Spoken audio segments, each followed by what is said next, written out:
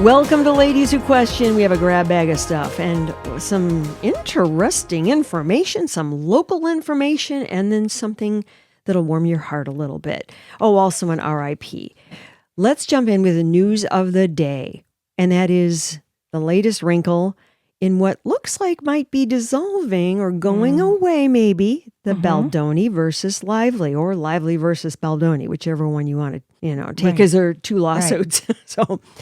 So today, a judge dismissed both of Justin Baldoni's cases. The New York Times one for $400 million, the lawsuit, and then the lawsuit against Blake Lively. I don't understand all the legalese behind it or whatever, but basically, these are the ones that he filed. Because remember, a few months after the movie was released, the sexual harassment, lawsuit, and then he filed back after she gave the interview to the New York Times. Okay. And that's how he filed that, and then he filed one against her to counteract, which she had done. Now, I'm wondering, 2 weeks ago or a week ago, as I recall, and you may remember this if you saw it, she dropped 2 of the charges, something about emotional something, because he had requested her medical records. Exactly.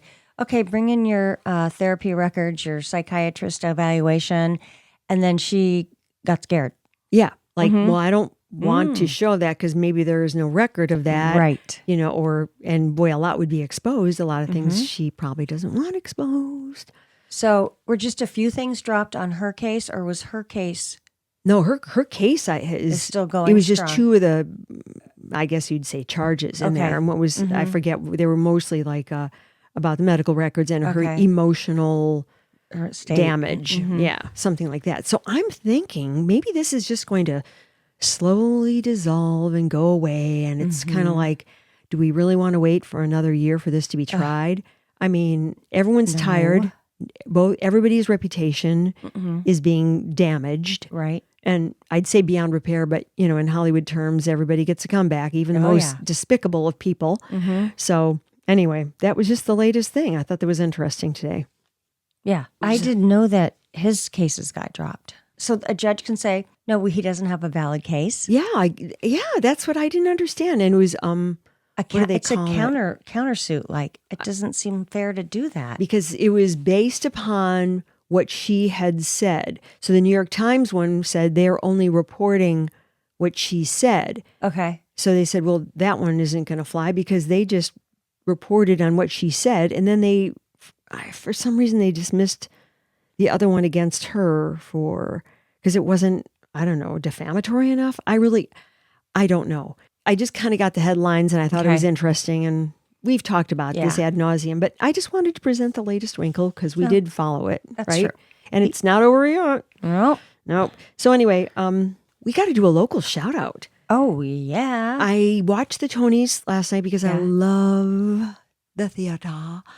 I do. I mean, I've seen a few Broadway shows, and I'm just always uber impressed by what they do. It's Herculean with these, especially the musicals. My God. I know. It's amazing. Yeah. So you told me you didn't watch it. I didn't watch the Tonys, but I did see. Okay. I saw that a play that was showing in Chicago won. Yeah. I wasn't familiar with it. I haven't been to Steppenwolf in a long time, but it was Steppenwolf Theater. Shout out to Steppenwolf. That's right. Yeah. And it was called Purpose, and they won for Best Featured Actress, Carrie something, I forget, and Best Play. I know. I mean, that's a big freaking deal. Before it wasn't even on Broadway. Oh, but was it? I think you had to be on. Well, maybe you didn't have to be on Broadway. I thought you had. Sometimes I no, think it was in Chicago and then it moved to Broadway. Oh, and then it came back because it's playing right now in Chicago. Yeah, maybe it did its run and then. Oh, I see. Yeah, okay. And they also have traveling show. Remember they have traveling troops. Okay. So like how Second City, they have Chicago, and then they have Second City that travels all around the country. Okay. So yeah. Okay. That was great. I just got a tiny bit of backstory on it just from the news when I was watching earlier. It's based on Jesse Jackson's family. So it's about a black power family, political power family. Yeah. And that's all I know. And I just thought, kind of cool. Yeah, that is cool. Right? Yeah. I think it's good. Good for us. Good for Chicago. It is good for Chicago because a lot of good theater comes out of Chicago. Definitely. And I don't know whether people are aware of that, but my gosh, we have a lot of small theaters, and they spawn actors, of course, and then we've got and actresses, and of course we got Second City. I mean, that's a form of theater in a way, sketch comedy, and Steppenwolf is revered. And then the David, what's his name? Schwimmer. From David Schwimmer. He's got his own. For the life of me, I can't remember the name of it. He has a playhouse. Yeah. He supports one. Yeah, And he started established one. it. Yeah. I can't remember, but I'll look it up. Doggone. It's on the tip of my tongue. Yeah, me too. Because I love him as an actor, and I think it's cool. And he's devoted to that. He is. And I think he gives a lot of charitable things through his... The theater company? Yes. Yeah. Looking Glass Theater. That's it. And weren't they in on Michigan Avenue in the water tower for a while? I think they were because I actually saw a play there. Oh, cool. Yeah. What was the venue like? Do you remember? It was really small. Yeah. And it was great because it was so small. Yeah. I saw the was it the Simon and Garfunkel story, or was it Paul Simon or John? Stop. Was it Looking Glass Theater, or was it just another troupe? It was another troupe, I believe. Yeah, traveling. Yeah. And it was so good. Well, it's a small venue. Maybe that's where they started because it was small, and then you get bigger because I think it's expanded somewhere else now. I don't know. What else? Oh, Sly Stone. I missed that. I have not been up to the news, but he just happened this afternoon. They just announced it sort of. I saw his picture going up on the news, and I didn't. I figured. Yeah, he was 82. Oh, wow. And, well, that sounds about right. Yeah, that does sound right. I mean, we were young when he was rocking it in the 70s. Early 70s, like 70, 71, 72, 73. Yeah. He had an interesting sound. How would you describe? I mean, it's kind of like rock, pop, fusion, jazz. Exactly. But funk. Yeah. I think I saw him at the Circle Star Theater once. In Indiana? Oh, no, excuse me. In Palo Alto. In Palo Alto. I was going to say San Mateo, but Palo Alto, that's right. Remember the Circle Star Theater. And we snuck the car because it was kind of far from where I lived. And I don't think we said we were going all the way to Palo Alto, but it was another fun. one of those ventures in the car for you. Exactly. Oh, God. You were a rebel. Did it say how he passed away? No. I mean, he's old. 82. I don't know. Yeah, and he's lived a good life. Considering his lifestyle, I think the fact that he made it to 82 shows that he must have cleaned it up a little, right? Yes, I would probably say that. But I was thinking about the songs like Thank You for Letting Me Be Myself Again, And then Go Round in Circles. No, that's Billy Preston. Oh, that... Yeah. Will it go round in circles? Yes. That's Billy Preston. Okay, and he never mind. He died a while ago. Oh, okay. I am everyday people. Oh, okay. Yeah. Yeah. And then, there was one about it's a family affair. Yeah. And we should be able to come up with these, but I can't think. I haven't heard any of his music for a long, long time. Have you? No, I haven't. But I liked him at the time, and I thought he was a great entertainer and singer. Oh, I just found another one. Everybody is a star. No matter who you are. Remember? It's a really inspirational song. That's all I can remember. I don't remember anything else. What do we have? What else is next? Well, I have a couple things because I wanted to do some happy stories. And before we do a happy story, let's finish up with our weird, our Diddy. Oh, Diddy. Yeah. The team has asked for a mistrial. Did you hear about that? I heard about that. Okay. Because why did they ask for it, though? And this is, I only got the sketchy info. Okay. We don't have any in-depth stuff today. There was a woman who testified who had been an assistant, but she was also, I guess, kind of a friend of Cassie Ventura's, who was his longtime girlfriend, who he abused very badly. Right. For a long time. And she is the one who he was threatening for about something, God knows, hanging her, dangling over like 17 stories up. Yeah, dangling her by her ankles. Oh, I don't know if it was, Yeah, there was dangling her by dangerous. her ankles. Yeah, over, the balcony. Yeah, in a hotel. And what happened was Cassie had, weeks ago, before she had her baby, when she was on trial. Okay. Not on trial, but she was She was witness testifying. testifying. You know all the lingo. No, I don't. Yes, you do, because you love this stuff. I do love it. I do. You love it. Own it, baby. Yeah. And so she had talked about this incident, saying she was there. Now, there was a mismatch because this woman didn't say she was there, and then they found some sort of a text. Who knows? I guess they had to turn over text, and it showed Cassie saying, "Oh, yeah, I heard about that." So then it sounded like they were making it up, which it happened. Right. But that put a doubt. So there's a possibility of, this is not, I don't think this is enough to call for a mistrial. But what do I know? I'm no legal, eagle. So immediately Diddy's team goes, "Oh, mistrial. We're going to ask for a mistrial." So that's where it stands right now.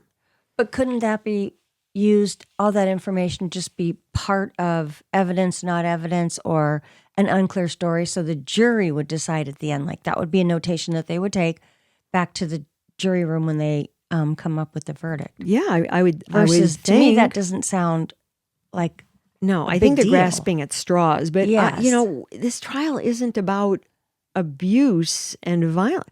Well, I mean, it's about racketeering and trafficking and stuff like that. And that's what the defense keeps coming up with. Yeah. Okay, he's a bad guy. In terms he's a of horrible sexual things, but it's not against the law. And they try to keep bringing that up. Yeah. He was also told by the judge 2 times, and if he was told another time, he was out. He keeps looking over at the jury and making faces. Ooh, that is verboten. Even I know that. I didn't know that. Ooh. And he'd roll his eyes or he'd shake his head, and he would try to make eye contact with some jurists. And the judge says, next time you do that and you look over to the jury, you're not going to be in the courtroom the rest of the trial.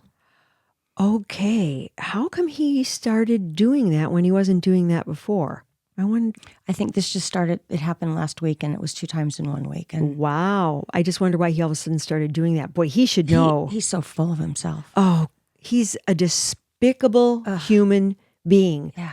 Even if he is not found guilty or gets in trouble for anyway, anyway, so they said it cast suspicion on the testimony, and so they're calling for that.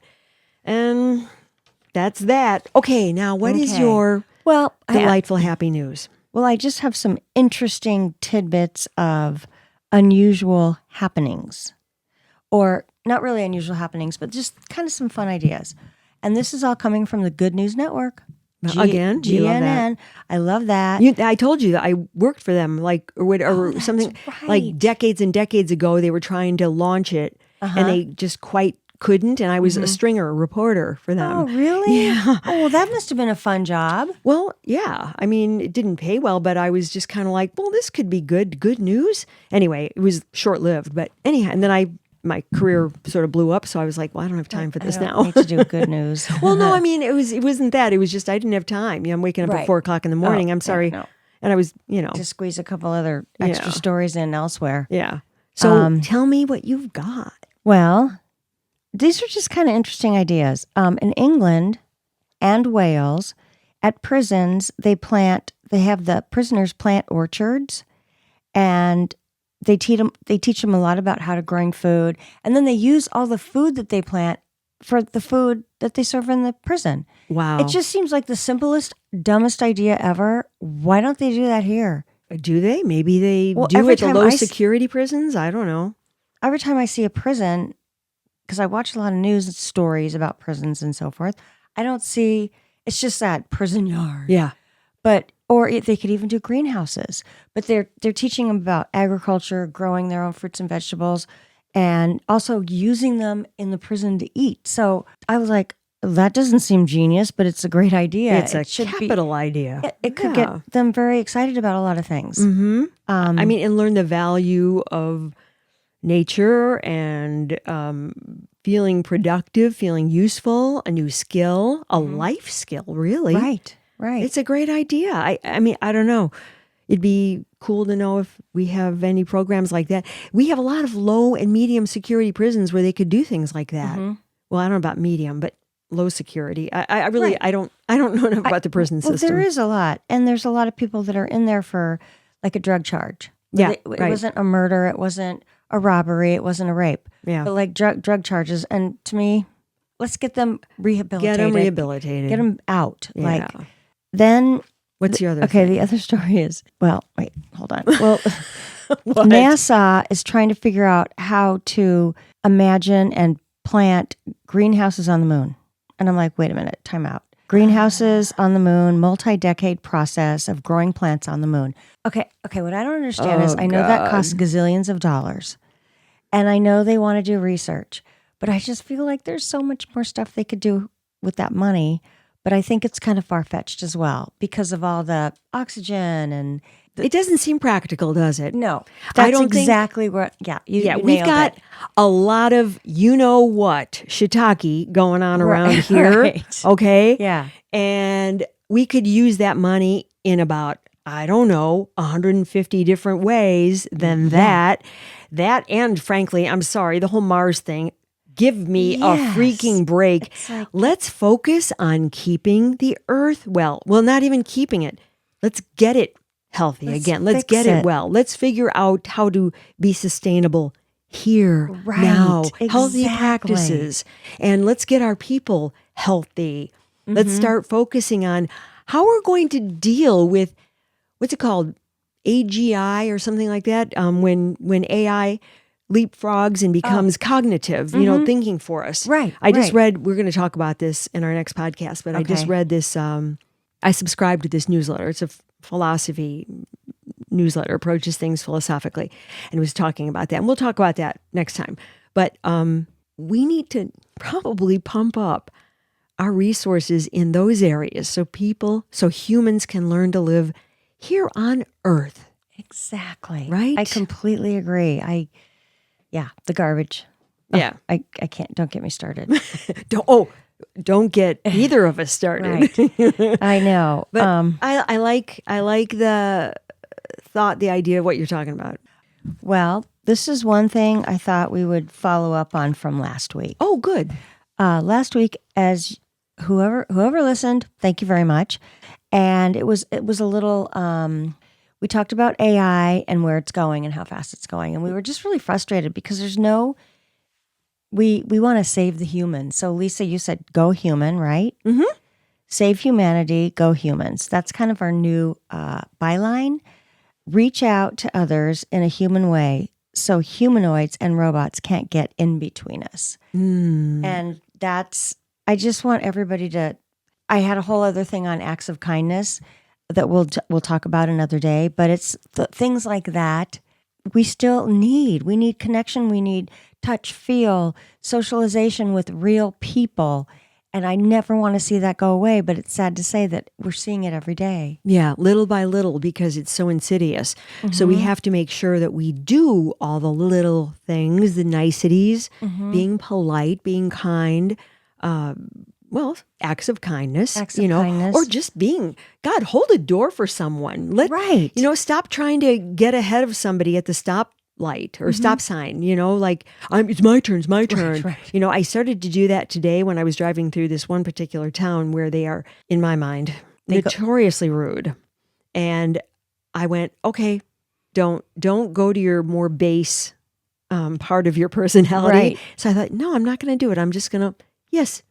And I gave the wave signal. You go. Yeah. I thought, yeah, think about that person. Think about that later. You big turd. right. I know you're talking about. So it's stuff like that. I see where you're going with it. I agree.